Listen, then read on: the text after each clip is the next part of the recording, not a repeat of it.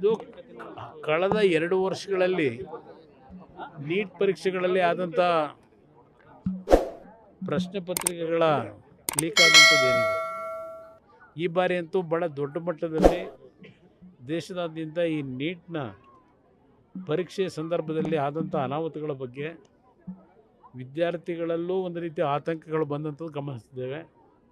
ಹಲವಾರು ಕುಟುಂಬದಲ್ಲಿ ಕೆಲವು ಮಕ್ಕಳು ಆತ್ಮಹತ್ಯೆ ಮಾಡ್ಕೊಂಡಂಥದ್ದು, ಒಂದು ದುರ್ಘಟನೆಗಳು ನಡೆದಂಥದ್ದು ನಮಗೆಲ್ಲ ಒಂದು ರೀತಿ ಆಘಾತ ಉಂಟು ಮಾಡಿರ್ತಕ್ಕಂಥದ್ದು.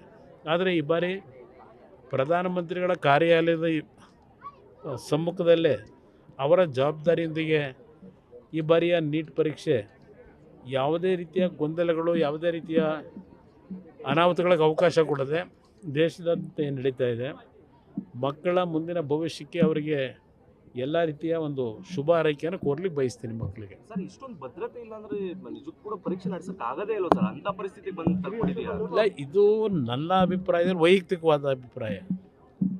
ಇವತ್ತು ಈ ರೀತಿಯ ಒಂದು ಸಮಸ್ಯೆಗಳು ಶಿಕ್ಷಣ ಇಲಾಖೆಯಲ್ಲಿ ಹಲವಾರು ಸಂದರ್ಭದಲ್ಲಿ ನಡೀತಾ ಇರತಕ್ಕಂಥದ್ದೇನಿದೆ, ಇದು ಯಾವುದೇ ರೀತಿ ಈ ರೀತಿಯ ಘಟನೆಗಳಾಗದೇ ಇರತಕ್ಕಂಥ ರೀತಿಯಲ್ಲಿ ಹಿಂದೆ ಆಗಿರ್ತಕ್ಕಂಥ ಅನುಭವಗಳ ಹಿನ್ನೆಲೆಯಲ್ಲಿ ನಾವು ಮುಂಜಾಗ್ರತೆ ಕ್ರಮವನ್ನು ಈ ಒಂದು ಜವಾಬ್ದಾರಿ ನಿರ್ವಹಣೆ ಮಾಡ್ತಕ್ಕಂಥವ್ರು ವಹಿಸಬೇಕು ಅನ್ನೋದು ನನ್ನ ಅಭಿಪ್ರಾಯ. ಸರ್, ತಮಿಳುನಾಡು ಮತ್ತೆ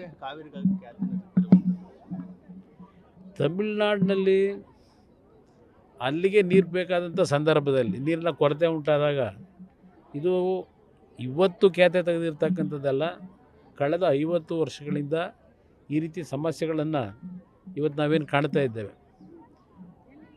ಉತ್ತಮವಾದಂಥ ಮಳೆಯಾದಂಥ ಸಂದರ್ಭದಲ್ಲಿ ತಮಿಳುನಾಡು ನಿರೀಕ್ಷೆ ಮಾಡಿದ್ದಕ್ಕಿಂತ ಮತ್ತು ಟ್ರಿಬ್ಯುನಲ್ನಲ್ಲಿ ಕೊಟ್ಟಿರ್ತಕ್ಕಂಥ ಆದೇಶದ ಒಂದು ಹಂಚಿಕೆ ಏನಿದೆ ಅದಕ್ಕಿಂತಲೂ 2 ಪಟ್ಟು ನೀರು ಕೊಟ್ಟಿರ್ತಕ್ಕಂಥದ್ದು ನಮ್ಮ ಕಣ್ಣು ಮುಂದೆ ಇದೆ.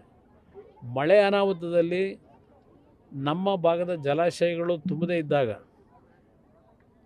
ನಮ್ಮಗಳ ಮೇಲೆ, ನಮ್ಮ ರಾಜ್ಯ ಸರ್ಕಾರದ ಮೇಲೆ ಒತ್ತಾಯ ಆಗ್ತಕ್ಕಂಥದ್ದು ಸೂಕ್ತ ಅಲ್ಲ ಅನ್ನೋದು ನನ್ನ ಅಭಿಪ್ರಾಯ. ಅವರು ಅರ್ಥ ಮಾಡ್ಕೋಬೇಕು, ನಾವೆಲ್ಲ ಒಂದು ದೇಶದಲ್ಲಿ ಅಣ್ಣ ತಮ್ಮದ ಥರ ಇರಬೇಕಾದಂಥದ್ದು. ಆದರೆ ಇವತ್ತು ಕರ್ನಾಟಕಕ್ಕೆ ಪ್ರತಿ ಸಂದರ್ಭದಲ್ಲೂ ನಾವೇನು ರೈತರಿಗೆ ಅನ್ಯಾಯ ಆಗ್ತಕ್ಕಂಥ ಒಂದು ವಾತಾವರಣದಲ್ಲಿ ಈ ಒಂದು ಭಾರತದ ಒಕ್ಕೂಟದ ವ್ಯವಸ್ಥೆಯಲ್ಲಿ ಎಲ್ಲೋ ಒಂದು ಕಡೆ ಕರ್ನಾಟಕದ ನ್ಯಾಯಯುತವಾದಂಥ ಬೇಡಿಕೆಗಳನ್ನು ಈಡೇರಿಸ್ತಕ್ಕಂಥದ್ರಲ್ಲಿ ಎಲ್ಲರ ಪಾಲು ಇದೆ, ವಿಫಲರಾಗಿರ್ತಕ್ಕಂಥದ್ದು. ನಾನು ಈ ಸಂದರ್ಭದಲ್ಲಿ, ಏಕೆಂದರೆ ಕರ್ನಾಟಕದಲ್ಲಿ ನಾವು ಡ್ಯಾಮ್ಗಳನ್ನು ಕಟ್ಟಬೇಕಾದ್ರೆ ಜಲಾಶಯಗಳನ್ನು, ನಮ್ಮ ಅದರಲ್ಲೂ ಕಾವೇರಿ ಭಾಗದ ಜಲಾಶಯ ಪ್ರದೇಶದಲ್ಲಿ ಇವತ್ತು ಕಬಿನಿ ಡ್ಯಾಮ್ ಇರ್ಬೋದು, ಹೇಮಾವತಿ ಇರ್ಬೋದು, ಈ ಎಲ್ಲ ನಮ್ಮ KRS ಇರ್ಬೋದು, ಕಟ್ಟಿರ್ತಕ್ಕಂಥದ್ದು ನಮ್ಮ ನಾಡಿನ ಜನತೆಯ ಹಣದಲ್ಲಿ.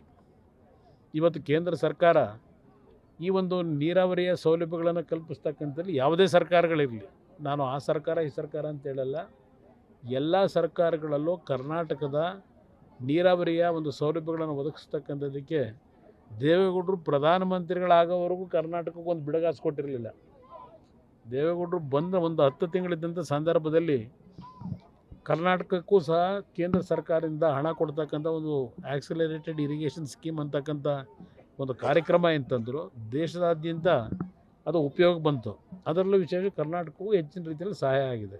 ಆದರೆ ನಮ್ಮ ರಾಜ್ಯದಲ್ಲಿ ನಮ್ಮ ಹಣದಲ್ಲಿ ಕಟ್ಟಿರ್ತಕ್ಕಂಥ ಜಲಾಶಯಗಳು ಒಂದು ರೀತಿ ನೀರು ಬಿಡ್ತಕ್ಕಂಥ ಒಂದು ಜಲಾಶಯಗಳಾಗಿದ್ದಾವೆ ಪಕ್ಕದ ತಮಿಳುನಾಡಿಗೆ. ತಮಿಳುನಾಡಿನವರು ಅರ್ಥ ಮಾಡ್ಕೋಬೇಕು, ಇದು ಇಷ್ಟು ವರ್ಷಗಳಿಂದ ಏನು ನಡೀತಾ ಇದೆ, ಎಲ್ಲೋ ಒಂದು ಕಡೆ ನಾವುಗಳು ವಿಫಲರಾಗಿದ್ದೇವೆ. ಕೆಲವು ವಿಷಯದಲ್ಲಿ ಈ ಭಾರತ ಒಕ್ಕೂಟದ ವ್ಯವಸ್ಥೆಯಲ್ಲಿ ಕೆಲವು ತೀರ್ಮಾನಗಳನ್ನು ಮಾಡ್ತಕ್ಕಂಥ ಸಂದರ್ಭದಲ್ಲಿ ನಮ್ಮ ಒಂದು ವೈಫಲ್ಯಗಳು ಇರ್ತಕ್ಕಂಥದ್ದು ಇದೆ. ಅದು ನಾನು ಅದರ ಬಗ್ಗೆ ಚರ್ಚೆ ಮಾಡಲಿಕ್ಕೆ ಹೋಗಲ್ಲ.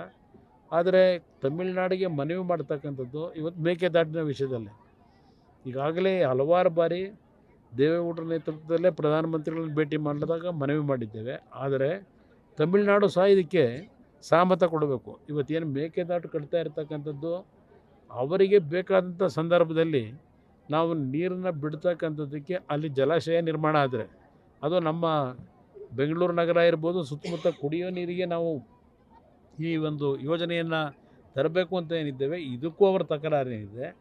ಅವರಿಗೆ ನೀರನ್ನು ಕೊಡ್ತಾ ಇದ್ದಾಗ ಮೇಕೆದಾಟಿನ ಹತ್ರ ಒಂದು ಜಲಾಶಯ ನಿರ್ಮಾಣ ಆದರೆ ಅವ್ರಿಗೂ ಅನುಕೂಲ ಅಂತಕ್ಕಂಥದ್ದು ಅವ್ರು ಅರ್ಥ ಮಾಡ್ಕೋಬೇಕು. ಬರೀ ರಾಜಕೀಯಕ್ಕೋಸ್ಕರಲೇ ಅಲ್ಲಿಯ ಒಂದು ಪ್ರತಿಷ್ಠೆಗೋಸ್ಕರ ಆ ಪಕ್ಷಗಳು ನಿರಂತರವಾಗಿ ಕರ್ನಾಟಕದ ಮೇಲೆ ದಬ್ಬಾಳಿಕೆ ಮಾಡ್ತಕ್ಕಂಥದ್ದು ನಿಲ್ಲಿಸ್ತಕ್ಕಂಥದ್ದು ಸೂಕ್ತ ಅನ್ನೋದು ನನ್ನ ಅಭಿಪ್ರಾಯ. ಪ್ರಧಾನಿ ಅವರು ಮಧ್ಯ ಪ್ರವೇಶ ಮಾಡಬೇಕು ಅನ್ನೋದು ಸಾಕಷ್ಟು ದಿನದಿಂದ ಕೇಳ್ತಾ ಇರುವಂತದ್ದು ಸರ್. ಇದು ಪ್ರಧಾನಮಂತ್ರಿಗಳು ಪ್ರಧಾನಮಂತ್ರಿ ಸಂಸತ್ ಸದಸ್ಯರು ಏನು ಮಾಡೋಕ್ಕಾಗುತ್ತೆ? ಸಂಸದರುಗಳು ಯಾಕೆ ಮಾತಾಡ್ತಾರೆ? ಈಗ ಅಲ್ಲ 9 ಜನ ಅವರವರಲ್ಲ ಅವರೇನಾದ್ರು ಮಾತಾಡಿದ್ರ? ಮಲ್ಲಿಕಾರ್ಜುನ್ ಖರ್ಗೆ ಫ್ಲೋರ್ ಲೀಡರ್ ಇದ್ದಾರಲ್ಲ ರಾಜ್ಯಸಭೆಯಲ್ಲಿ, ಯಾವತ್ತಾದರೂ ಒಂದಿನ ರಾಜ್ಯಸಭೆಗೆ ಅವರು ಫ್ಲೋರ್ ಲೀಡರ್ ಆಗಿ ಅಪೋಸಿಷನ್ ಲೀಡರ್ ಆಗಿ ಅಲ್ಲೇನು ಕಾರ್ಯನಿರ್ವಹಣೆ ಮಾಡ್ತಾ ಇದ್ದಾರೆ? ಯಾವತ್ತಾದರೂ ಒಂದು ದಿನ ಕರ್ನಾಟಕದ ಕಾವೇರಿ ಅಷ್ಟೇ ಅಲ್ಲ, ನಮ್ಮ ಉತ್ತರ ಕರ್ನಾಟಕದ ಅಪ್ಪರ್ ಕೃಷ್ಣ ಪ್ರಾಜೆಕ್ಟ್ ಇರ್ಬೋದು, ಅಪ್ಪರ್ ಭದ್ರಾ ಇರ್ಬೋದು, ಯಾವ ನೀರಾವರಿ ವಿಷಯದಲ್ಲಿ ಅಲ್ಲಿ ವಿರೋಧ ಪಕ್ಷದ ನಾಯಕರಾಗಿ ಫ್ಲೋರ್ ಲೀಡರ್ ಆಗಿ ಏನಿದ್ದಾರೆ ಒಂದು ದಿನ ಪ್ರಚಾರ ಮಾಡಿದ್ದಾರೆ, ಈ ವಿಷಯ ಪ್ರಸ್ತಾಪ ಮಾಡಿದ್ದಾರಾ? ದೇವೇಗೌಡರು ಅಲ್ಲಿ ಹೋದಂಥ ಪ್ರತಿ ಸಂದರ್ಭದಲ್ಲಿ ಕೈ ಜೋಡಿಸಿ ಮನವಿ ಮಾಡ್ತಾರೆ, ಭಿಕ್ಷೆ ಬೇಡದರು ದೇವೇಗೌಡರು. ನಿಮಗೆಲ್ಲ ನೋಡಿದ್ದೀರಿ, ನಿಮ್ಮ ಚಾನಲ್ಗಳೆಲ್ಲ ತೋರಿಸಿದ್ದೀರಿ. ಅವರು ಅಷ್ಟೊಂದು ನ್ಯಾಯವಿನಯತೆಯಿಂದ ಕೇಳಿದ್ರು, ಇವತ್ತು ನಮ್ಮ ನ್ಯಾಯವನ್ನು ಕೊಡಿಸ್ಲಿಕ್ಕಾಗಿಲ್ಲ. ಇದು ಇರ್ತಕ್ಕಂಥದ್ದು. ಅದರಿಂದ ಇಲ್ಲಿ ರಾಜಕೀಯದ ಪ್ರಶ್ನೆ ಅಲ್ಲ, ಇಲ್ಲಿ ಈ ಭಾರತದ ಒಕ್ಕೂಟದ ವ್ಯವಸ್ಥೆಯಲ್ಲಿ ಯಾವುದೇ ಸರ್ಕಾರಗಳಾಗಲಿ ಇವತ್ತು ನೀರಿಲ್ಲ, ಜಲಾಶಯಕ್ಕೆ ಈ ಬಾರಿ ಏನಾಗುತ್ತೋ ಗೊತ್ತಿಲ್ಲ. ಕೇಂದ್ರದಲ್ಲಿ ಇದ್ರ ಬಗ್ಗೆ ಕ್ಯಾಬಿನೆಟ್ಟಲ್ಲಿ ಹಲವಾರು ಬಾರಿ ಚರ್ಚೆ ಮಾಡಿದ್ದೀವಿ. ಈಗ ಕಳೆದ 2-3 ಕ್ಯಾಬಿನೆಟ್ನಲ್ಲೂ ಪ್ರಧಾನಮಂತ್ರಿಗಳು ಇದ್ರ ಬಗ್ಗೆ ಅವರೇನು ಸ್ವಲ್ಪ ಆತಂಕ ವ್ಯಕ್ತಪಡಿಸಿದ್ದಾರೆ, ಅವ್ರಿಗೂ ಗೊತ್ತಿದೆ. ದೇವೇಗೌಡರು ಪ್ರಧಾನಮಂತ್ರಿಗಳಿದ್ದಾಗ ನರ್ಮದಾ ನದಿ ನೀರಿನ ಹಂಚಿಕೆ ವಿಷಯದಲ್ಲಿ ಅವ್ರು ಕೊಟ್ಟಂಥದ್ದು ಕೆಲವು ತೀರ್ಮಾನಗಳು ಇವತ್ತು ಆ ಭಾಗದಲ್ಲಿ 2-3 ರಾಜ್ಯಗಳಿಗೆ ಅನುಕೂಲ ಆಯಿತು. ಆ ರೀತಿ ನಮ್ಮ ರಾಜ್ಯದಲ್ಲಿ ಪಕ್ಕದ ತಮಿಳುನಾಡು, ಪಕ್ಕದ ಆಂಧ್ರ ಪ್ರದೇಶದಲ್ಲಿ ಏನು ಈ ಒಂದು ತಕರಾರು ಹಲವಾರು ವರ್ಷಗಳಿಂದ ಇದೆ.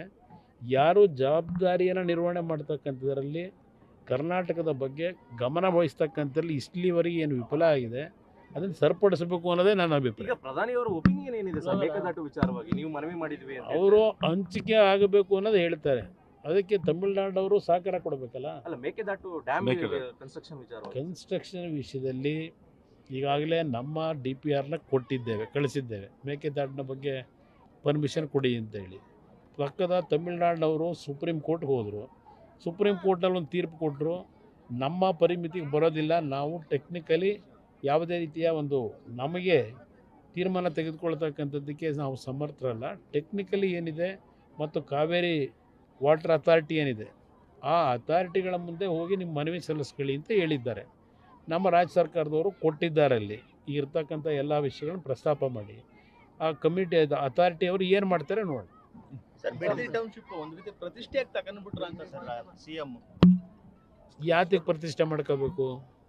ನಾನು ನಾಳೆ ದಿನ 2007ನೇ ಇಸ್ವಿ ನಾನು ಮೊನ್ನೆನೂ ಹೇಳಿದ್ದೀನಿ, ನಾನು ಮುಖ್ಯಮಂತ್ರಿ ಇದ್ದಾಗ ಬರೀ ಬಿಡದಿ ಟೌನ್ಶಿಪ್ ಅಲ್ಲ, ನಂದಗುಡಿನಲ್ಲಿ SEZ ಮಾಡ್ತಕ್ಕಂಥ ನಿಟ್ಟಿನಲ್ಲಿ 2005ನೇ ಇಸ್ವಿನಲ್ಲಿ ಪ್ರಧಾನಮಂತ್ರಿಗಳಾಗಿದ್ದಂಥವರು ಮನಮೋಹನ್ ಸಿಂಗ್ ಅವರು, ಅವ್ರ ಕಾಲದಲ್ಲಿ ಒಂದು ಆ್ಯಕ್ಟ್ ತಂದರು.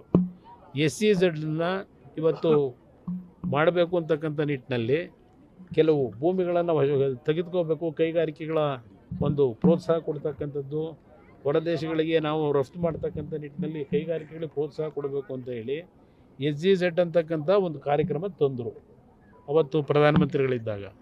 2007ರಲ್ಲಿ ನಮ್ಮ ರಾಜ್ಯದಲ್ಲಿ ನಾನು ಮುಖ್ಯಮಂತ್ರಿ ಇದ್ದಾಗ ಏನೋ ಆ ಕೇಂದ್ರ ಸರ್ಕಾರ 60 ದಿನಗಳ ಗಡುವು ಕೊಟ್ಟಿದ್ದರು ಕೆಲವು ವಿಷಯದಲ್ಲಿ SEZನ ಎಲ್ಲೆಲ್ಲಿ ಮಾಡಬೇಕು ಅಂತಕ್ಕಂಥದ್ದು. ಅದನ್ನು ತೆಗೆದುಕೊಂಡು ವಿಧಾನಸಭೆಯಲ್ಲಿ 3 ದಿನಗಳ ಕಾಲ ಚರ್ಚೆ ಆಗುತ್ತೆ. ಆ ಚರ್ಚೆಗೆ ಭಾಗವಹಿಸಿದಂಥವರು ಇದೇ ಶಿವಕುಮಾರು, ಇದೇ ಸಿದ್ದರಾಮಯ್ಯ, ಮಲ್ಲಿಕಾರ್ಜುನ್ ಖರ್ಗೆ, ಧರ್ಮಸಿಂಗು, ಇವರೆಲ್ಲರೂ ಆ ಒಂದು ಚರ್ಚೆಯಲ್ಲಿ ಭಾಗವಹಿಸಿ ಅಲ್ಲಿ ಉತ್ತರ ಕೊಟ್ಟಿದ್ದೇನೆ ನಾನು. ನಂತರ ಆ ಉತ್ತರ ಕೊಟ್ಟಿರ್ತಕ್ಕಂಥದ್ದು ಬಿಡದಿಯ ವಿಷಯದಲ್ಲೇ ಹೇಳೋದಾದರೆ, ನಮ್ಮ ರೈತರು ನನ್ನನ್ನು ಆ ಭಾಗದಲ್ಲಿ ರಾಜಕಾರಣದಲ್ಲಿ ಇವತ್ತು ಗುರುತಿಸಿ ಆಶೀರ್ವಾದ ಮಾಡಿರ್ತಕ್ಕಂಥ ಪುಣ್ಯಾತ್ಮರು ಅಂತಕ್ಕಂಥ ಪದ ಬಳಸಿದ್ದೀನಿ. ಅದು ವಿಧಾನಸಭೆ ಕಲಾಪದಲ್ಲೇ ಇದೆ. ಆ ರೆಕಾರ್ಡ್ನಲ್ಲಿ ಹೇಳಿದ್ದೇನೆ, 1 ಇಂಚು ಭೂಮಿ ಫಲವತ್ತಾದಂಥ ಭೂಮಿನ ಯಾವುದೇ ಒಂದು ಅಭಿವೃದ್ಧಿ ಹೆಸರಿನಲ್ಲಿ ನಾವು ಅಕ್ವೈರ್ ಮಾಡಲ್ಲ ಅಂತಕ್ಕಂಥದ್ದನ್ನು ವಿಧಾನಸಭೆ ಕಲಾಪದಲ್ಲೇ ಹೇಳಿದ್ದೇನೆ. ಮುಂದೆ ಬಂದಂಥವರು ಏನೇನು ಮಾಡಿದ್ದಾರೆ ಅಂತ ಅವರೇ ಒಂದು ಮಾಹಿತಿ ಇಟ್ಟಿದ್ದಾರೆ ನಿಮ್ಮ ಮುಂದೆ. ಇಲ್ಲಿ ಎಂಥದ್ದು ರೆಡ್ ಝೋನು ಅಂತಾರೆ. ಅವರ ಈಗ ನನ್ನ ಹತ್ರ ಇದ್ದಂಥ ವ್ಯಕ್ತಿಗೆ ಅಲ್ಲಿದ್ದಾರಲ್ಲ, ಮೊನ್ನೆ ಒಂದು ಕನ್ನಡಪ್ರಭದಲ್ಲಿ ಒಂದು ಸುದೀರ್ಘವಾದ ಇಂಟರ್ವ್ಯೂ ಕೊಟ್ಟಿದ್ದಾರೆ. ಕುಮಾರಸ್ವಾಮಿಯವರು ರೆಡ್ ಝೋನ್ನ ಲಿಫ್ಟ್ ಮಾಡದೇ ಇದ್ದಿದ್ದರಿಂದ ಇವತ್ತು ಭೂಮಾಫಿಯಾಗಳು ಭೂಮಿನ ಲೂಟಿ ಮಾಡ್ತಕ್ಕಂಥದ್ದು ಸ್ಥಗಿತ ಆಯಿತು. ಅವತ್ತೇನಾದರೂ ರೆಡ್ ಝೋನ್ನ ಏನಾದರೂ ಲಿಫ್ಟ್ ಮಾಡಿದರೆ ಭೂಮಾಫಿಯಾದವರು ಭೂಮಿಗಳನ್ನು ಖರೀದಿ ಮಾಡ್ತಿದ್ರು, ಲೂಟಿ ಮಾಡೋರು. ಕುಮಾರಸ್ವಾಮಿಯವರು ರೆಡ್ ಝೋನ್ನ ತೆಗೆದೇ ಇದ್ದಿದ್ದು ಈಗಲೂ ಭೂಮಿ ಉಳ್ಕೊಂಡಿದೆ ಅಂತ ಹೇಳಿದ್ದಾರೆ ರೈತರಿಗೆ. ಅವರೇ ಉತ್ತರ ಕೊಟ್ಟಿದ್ದಾರೆ. ರೆಡ್ ಝೋನು ಇಲ್ಲ ತೆಗಿಬೇಕಾಗಿತ್ತು, ನಾನು ಜೈಲಿಗೆ ಹೋಗೋಕ್ಕಾಗುತ್ತಾ ಅಂತ ನೆನ್ನೆನೇ ಹೇಳೋರೆ ಪಿತಾಮಹ ಕುಮಾರಸ್ವಾಮಿ ಅಂತ ಹೇಳಿ. ಈಗ ಜೈಲಿಗೆ ಇವರು ಡಿನೋಟಿಫಿಕೇಷನ್ ಮಾಡೋ ಪರಿಸ್ಥಿತಿ, ಅದು ಡಿನೋಟಿಫಿಕೇಷನ್ ಮಾಡೋದಲ್ಲ, ಕಾರ್ಯಕ್ರಮ ಬಿಟ್ಟರಾಯಿತು. ಈಗ ಪ್ರಿಲಿಮಿನರಿ ನೋಟಿಫಿಕೇಷನ್ನು ಫೈನಲ್ ನೋಟಿಫಿಕೇಷನ್ನ ಒಂದು 3 ಹಳ್ಳಿ ಮೇಲೆ ಮಾಡಿ. ಈಗ ಎಲ್ಲಾದರೂ ನಾನು ಕೇಳಲಿಕ್ಕೆ ಬಯಸ್ತೀನಿ, ಒಬ್ಬ ಶಾಸಕ ನೆನ್ನೆ 2.5 ಕೋಟಿ ಬಂದು ಇದು ಅಕ್ವೈರ್ ಮಾಡೋದಕ್ಕೆ ಕೊಡ್ತಾಯಿದ್ದೀವಿ ಅಂತೇಳಿ ಅದೇನೋ ಚೆಕ್ ಕೊಡ್ತಾಯಿದ್ದೀವಿ ಅಂತ 7 ಜನಕ್ಕೆ ಒಂದು ಫೋಟೋ ಹಾಕ್ಸ್ಕೊಂಡಿದ್ದಾರಲ್ಲ. ಈ ಒಂದು ಲ್ಯಾಂಡನ್ನು ಅಕ್ವೈರ್ ಮಾಡಿದಾಗ ಆ ಹಣ ಒಬ್ಬ ಶಾಸಕ ಕೊಡ್ಲಿಕ್ಕೆ ಸಾಧ್ಯ ಇದೆಯಾ? ಕೊಡೋಕ್ಕೆ ಸಾಧ್ಯ ಇದೆ ಟೆಕ್ನಿಕಲಿ? ಯಾವ ಮಟ್ಟಕ್ಕೆ ಆಡಳಿತ ನಡೀತಾ ಇದೆ ರಾಜ್ಯದಲ್ಲಿ ಅದಕ್ಕೆ ತೋರಿಸ್ಕೊಳಕ್ಕೆ? ಅಲ್ಲಿ 12,500 ಕೋಟಿ ಸಾಲ ತಗೊಂಬಂದವ್ರೆ. ಎಲ್ಲಿ? ನಿಮ್ಮ ಹುಡ್ಕೋದಲ್ಲಿ ಬೆಂಗಳೂರು ನಗರದಲ್ಲಿ ಕಾರ್ನರ್ ಸೈಟ್ಗಳೇನಿದೆ ಅದನ್ನು ಹರಾಜು ಹಾಕ್ಬಿಟ್ಟು 3,000 ಕೋಟಿ ಹೊಂದಿಸ್ತೀವಿ ಅಂತ ಹೇಳಿದ್ದಾರೆ. ಆ ಸಾಲ ಮುಂದೆ ತೀರ್ಸಾನೆ ಅವನು. ಇವರೇನೋ ಇರ್ತಾರೆ, ಈಗೇನೋ ಇವ್ರಿಗೆ ಬೇಕಾದಂಗೆ ಮಾಡಿ ಲೂಟಿ ಹೊಡ್ಕೊಂಡು ಹೋಗ್ತಾರೆ. ಮುಂದೆ ಬರೋರಿಗೆ ಅದ್ರ ಸಮಸ್ಯೆ ಇರೋದು ಆ ಸಾಲ ತೀರಿಸೋದು. ಇಲ್ಲಿ ಆ ಅಭಿವೃದ್ಧಿ ಅಂತ ಮಾಡ್ತೀವಿ ಅಂತ ಏನು ಹೊಟ್ಟಿದ್ದಾರೆ, ಏನು ಮಾಡ್ತಾರೆ ಅಲ್ಲಿ? ಆ ರೈತರು ನೋಡಿದ್ರೆ 450 ದಿನ ಆಯಿತು. ಅಲ್ಲಿ ಒಳ್ಳೆ ಫಲವತ್ತ ತೆಂಗಿನ ಗಿಡಕ್ಕೆ 40,000 ರೂಪಾಯಿ ಕೊಡ್ತಾರಂತೆ ಪರಿಹಾರನ. ಇದಲ್ಲದೆ ಭೂಮಿ ಕೊಡೋದಲ್ಲದೆ ತೆಂಗಿನ ಗಿಡಕ್ಕೆ 40,000, ಅಡಿಕೆ ಗಿಡಕ್ಕೆ 30,000 ಏನೇನೋ ಹಾಕೊಂಡವ್ರೆ. ಇಲ್ಲಿ ಇದರ ಅವಶ್ಯಕತೆ ನಾನು ಈಗಲೂ ಹೇಳ್ತೇನೆ, ವಿರೋಧ ಇಲ್ಲ.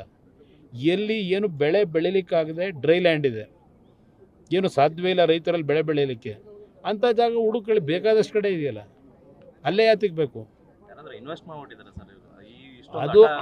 ಅದು ಅವರ ಜೀವನವೇ ಯಾವ ರೀತಿ ಬಂದಿದೆ ಅನ್ನೋದು ನಾನು ಹೇಳಬೇಕಾಗಿಲ್ಲ. ಅವ್ರು ಯಾವ ರೀತಿ ಬಂದಿದ್ದಾರೆ, ಅವ್ರ ಬ್ಯಾಕ್ಗ್ರೌಂಡ್ ಏನು, ಇವತ್ತು ಏನೇನು ಕಳೆದ 3 ವರ್ಷದಲ್ಲೇ. ಈಗ ಅದೇಂಥದ್ದು ಪ್ರಜಾಸೇವೆ ಇಲಾಖೆ ಮಾಡ್ತಾರಂತೆ. ಪ್ರಜಾಸೇವೆ ಇಲಾಖೆ ಯಾರಿಗೆ ಸೇವೆ ಮಾಡೋಕ್ಕೆ ಮಾಡ್ತಾರೋ, ಪ್ರಜೆಗಳನ್ನ ಸೇವೆ ಮಾಡೋಕ್ಕೆ ಮಾಡ್ತಾರೋ ಗೊತ್ತಿಲ್ಲ ನನಗೆ. ಏನೇ ನಡೀತು 3 ವರ್ಷ? ಏನು ಮಾಡಿದ್ದ? ಬೀದಿಲಿ ಚರ್ಚೆ ಮಾಡೋದಲ್ಲ ಜನ. ಇವರಿಗೆ ಇರ್ತಕ್ಕಂಥದ್ದೇ ಫಲವತ್ತಾದಂಥ ಭೂಮಿಗಳನ್ನು ಯಾವ ರೀತಿ ಲಪಟಾಯಿಸಬೇಕು, ಅದು ಎಷ್ಟು ಅವ್ರ ಖಾತೆಗೆ ಬರಬೇಕು, ಇದೇ ಇವರಲ್ಲಿ ಇರ್ತಕ್ಕಂಥ ಚಿಂತನೆ.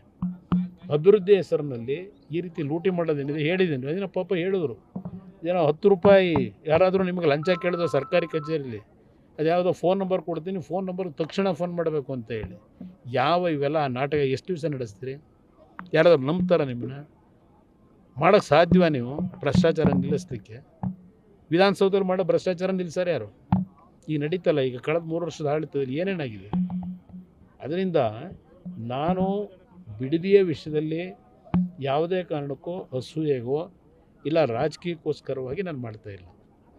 ಈಗ ನಾವು ಹಲವಾರು ಬಾರಿ ನೈಸ್ ಯೋಜನೆ ದೇವೇಗೌಡರು ತೀರ್ಮಾನ ಮಾಡಿದ್ರು, ಒಂದು ಬೆಂಗಳೂರು ಮೈಸೂರು ನಡುವೆ ಒಂದು ಒಳ್ಳೆ ರಸ್ತೆ ಮಾಡಬೇಕು ಅಂತ. ಕಾರಣ 85-86ನೇ ಇಸ್ವಿನಲ್ಲಿ ಒಂದು ಆಕ್ಸಿಡೆಂಟಲ್ಲಿ ಮಾಯಗನಹಳ್ಳಿ ಅಂತ ಹೇಳಿ ಆಕ್ಸಿಡೆಂಟಾಗಿ ಮಕ್ಕಳು ಸತ್ತರು, 8 ಜನ ಮಕ್ಕಳು.